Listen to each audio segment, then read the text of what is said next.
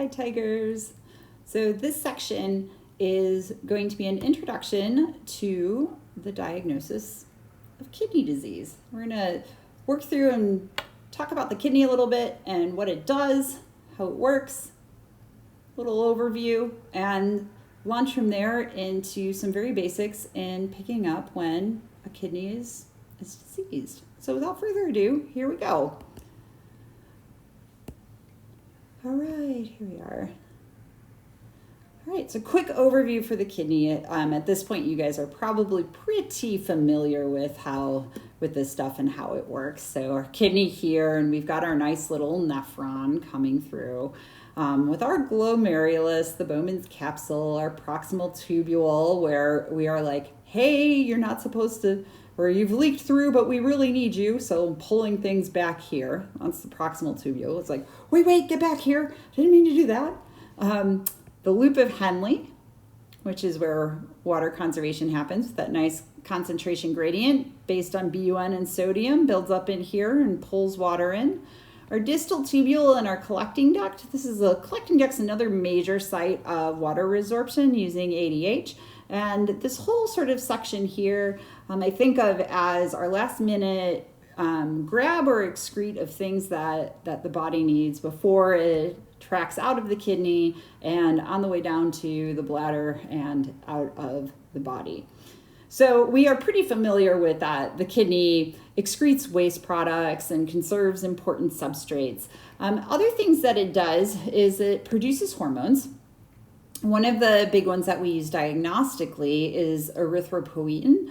So this is a hormone, and we'll talk about this more when you get up into clinical pathology, that allows for the production of red blood cells. So pretty important hormone there. The renin is part of the renin-angiotensin-aldosterone system and regulation of blood pressure, is also produced by the kidney. And the other thing that the kidney will do is activate vitamin D. So it ends up being a big player in calcium and phosphorus metabolism and homeostasis within the body.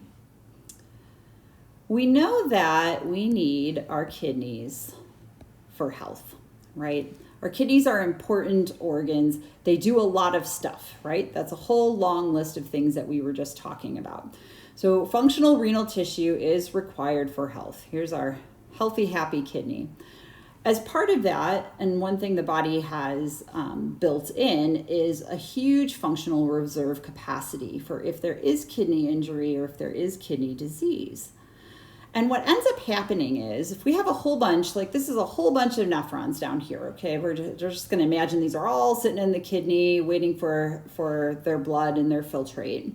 If we have a number of them X'd out, have lost them, over time, these remaining nephrons that are still happy and healthy will hypertrophy.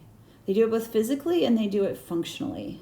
So they basically are able to pick up the slack, and they can pick up a ton of slack with these kidneys. It's part of what makes diagnosing kidney disease challenging is that there's this huge reserve capacity and the kidney's like, I got this, not a problem.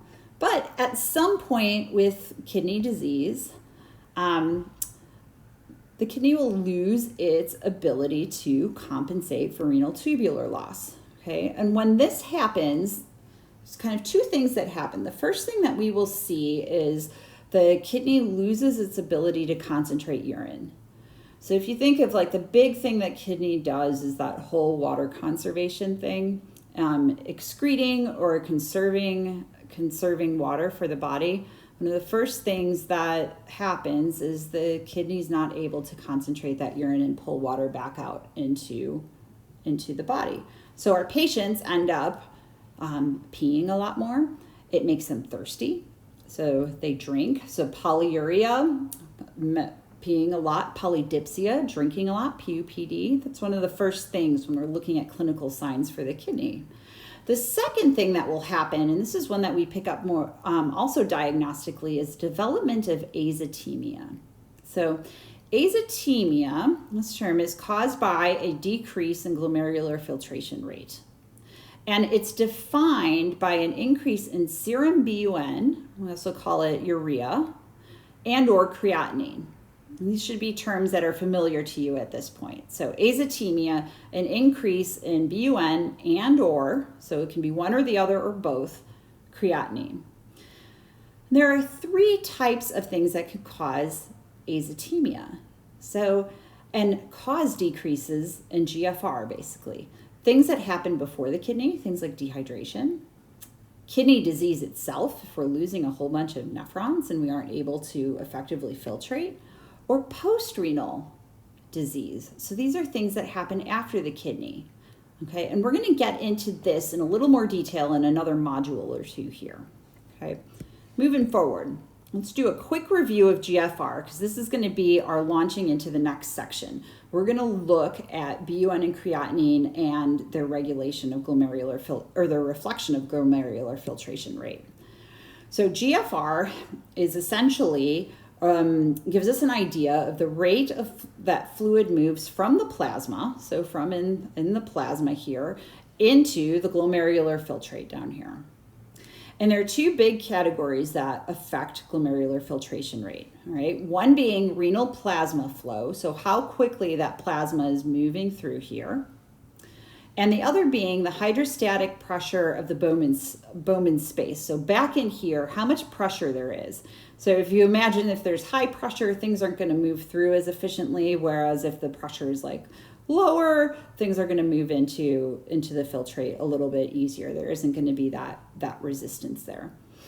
Heading back to renal plasma flow, there's a number of different things that can impact this. There are things that before the kidney that will impact this. So blood volume, so like our hydration status. If we're dehydrated or hypovolemic, that blood flow isn't going to be as efficient. If we have decreased cardiac output, it will also decrease our glomerular filtration rate. And the contrast to that, so if we're overhydrated or if we have high cardiac output, we'll have an increased glomerular filtration rate. At the level of the kidney itself, the number of functional glomeruli, this is an important concept, okay? So knowing that the kidney is full of all these nephrons, if we start losing some of these guys, there's going to be backup in the blood. There's going to be a wait to get into that glomerulus and leave, okay? It's like being at Target on Saturday morning at 11 a.m., okay? If you have your basket full of things and all the checkout counters are manned, you're going to move through there pretty efficiently and effectively. If only half of them are manned, we're going to be backing up, okay? It's the same thing with our markers of glomerular filtration rate.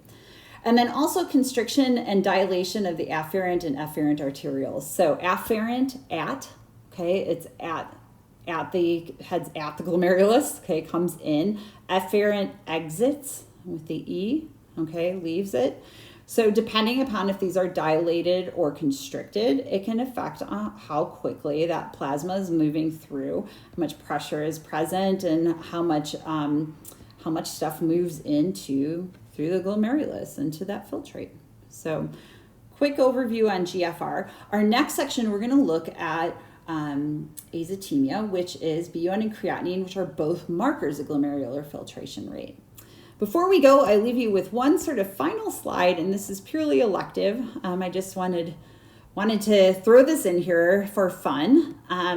This is from medcomic.com, and it's hyperlinked in here. And it's a visual cartoon of the renin-angiotensin-aldosterone system. I'll let you guys review that on your own time. I think it's a lot of fun, and I hope you do too. All right, see you in a bit.